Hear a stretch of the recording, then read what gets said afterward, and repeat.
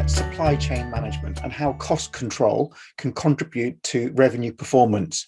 I'm joined by Philip Morris, Chief Executive of Nelson La Rochelle, a procurement services company that specialises in tactical cost reduction. Welcome, Philip. Thanks, Alistair. Well, let's start with, what do we mean by supply chain and why is it important? A supply chain is the string of activities required by an organisation to deliver goods or services to its customers.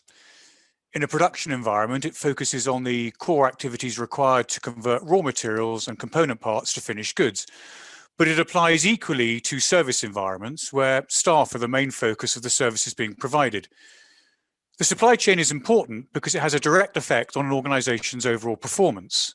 It needs to align closely with business strategy and core needs. From a cost control perspective, it's estimated that companies with extended global supply chains have between 80 and 90% of their costs tied up in this way, while increased complexity caused by global sourcing, omni-channel distribution and widespread markets means that effective supply chains are essential to smooth operations for all sizes of business. Okay, okay, we talk about cost. What's the relationship between cost control and revenue growth? Yeah, this is probably the most important relationship in business as it determines the level of profits that will be made. Revenue growth is, of course, brought about by increased sales, whether that be to new or existing customers. But increased sales usually come at a cost, both in terms of direct inputs like raw materials and labour, and indirect inputs like marketing, logistics, administration, and the such like. Profit is, of course, derived from revenue after taking account of these costs. So the ability to control them as revenues grow will determine the level of profits that ultimately will be made from these increased revenues. Okay, makes sense. And I guess another obvious question, and today businesses, supply chains get longer and longer. How do you protect yourself from supply chain failure? Yeah, that's a very good question. I mean, it depends to an extent on the nature and complexity of operations, but I think there are probably 5 main activities to consider.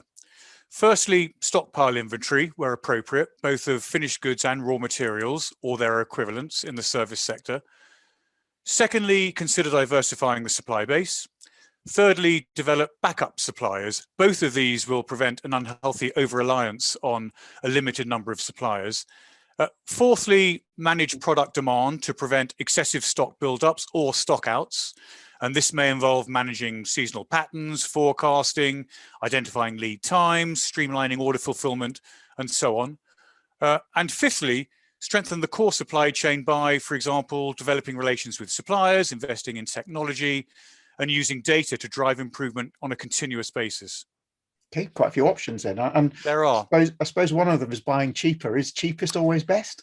No, that's a point that's often made, but supply chain is primarily about creating value. I mean, obviously price is a significant part of this, but quality of product and service is also absolutely fundamental. A business should look for the most competitively priced supplies that it can find that are fit for purpose, taking into account all of its needs. I mean, anyone, Alistair, can find goods and services that are cheaper, but it's a real skill to maximize value in the supply chain genuinely and on an ongoing basis. And many organizations simply lack the resources or expertise to do so themselves in-house, which is why specialist third-party companies such as ours exist. Sure. I think we have a family motto, buy cheap, buy twice. And I guess that fits very true. And then finally, what impact has COVID-19 had on supply chain? Yeah, globally? I mean, that's a great question and one that's on everyone's lips at the moment, certainly in supply chain circles. I mean, the pandemic has exposed the fragility of global supply chains and led to a reevaluation of the decades-long just-in-time philosophy. There was already, frankly, pressure on the supply chain to shorten due to technological developments like automation and 3D printing. But I think there'll now be a greater focus on linking supply chains with wider industrial policy.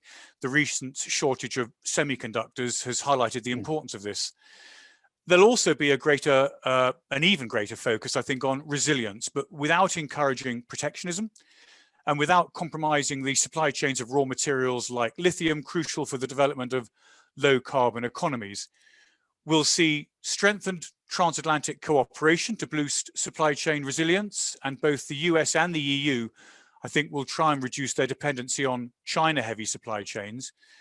The pandemic has also encouraged reshoring, which involves returning production back to a business's host country as a means of improving resilience. And this issue was recently highlighted by the blockage in the Suez Canal. Yeah. But I think companies are unlikely to rush to leave places with good markets, such as China, because they want to maintain a presence in these markets to access domestic consumers. So this impact may be less than many are predicting and may be primarily regional. And finally, I think that greater diversification of supply chains is also likely globally, but this is not straightforward and will probably be considered hand in hand with greater regionalization. Okay, no, thank you. It's I think you've crammed a lot of information to that 5 minutes, so Thank you. Appreciate it. So thanks It's been my again to my pleasure. guests. Thanks very much indeed. Thank you to Philip Morris from Nelson La Rochelle.